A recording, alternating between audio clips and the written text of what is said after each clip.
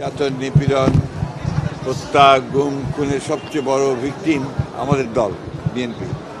এবং আমি নিজেও ১১২টা মামলা এবং ১৩ বার জেলে যাওয়ার সুযোগ আমার হয়েছে।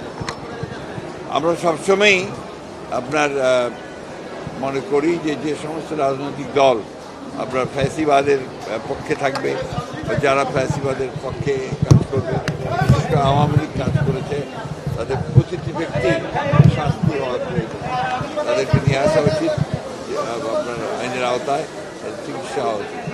এবং এই বিশেষ করে দলের প্রধান শেখ হাসিনা, তিনি এককভাবে আমি মনে করি responsible for the killing of thousands of people, এবং যে টর্চার নিপীড়নের জন্য তিনি দায়ী। তার বিচার ইতিমধ্যে শুরু হয়েছে।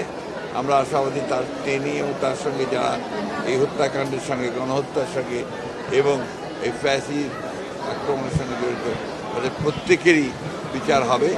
সেই হিসাবে দল যদি আইনের আওতায় নিয়ে এসে দলও যদি আমরা দেখা যায় যে দলগত হিসাবে, তাহলে অবশ্যই তাদের বিচার হওয়া উচিত বলে আমি মনে করি। একটা জিনিসকে এই দেশটাকে সকলকে মিলে বাঁচাতে হবে, এবং আপনার প্রত্যেকটি রাজনৈতিক দলের দায়িত্ব হচ্ছে যে দেশকে সঠিক ট্র্যাকে ওঠানো, এবং যত দ্রুত আপনার সেটা ওঠানো যাবে ততই মঙ্গল। সুতরাং যারা মনে করেন যে নির্বাচন প্রয়োজন নেই, আমার মনে হয় তারা আবার চিন্তা করবেন। নির্বাচন প্রয়োজন জনগণের জন্য। সরকার একটা নির্বাচিত সরকার দরকার, যে নির্বাচিত সরকারের সঙ্গে জনগণের সম্পর্ক থাকবে। সেই কারণেই আমরা বলছি যে সংস্কারগুলো হচ্ছে, সংস্কারে আমরা অংশ নিচ্ছি। প্রত্যেকটি সংস্কারের দাবি আমরাই তুলেছি সবার আগে। সুতরাং সংস্কার এবং নির্বাচন এর মধ্যে কোনো কন্ট্রাডিকশন নেই, দুটো একসাথেই চলবে।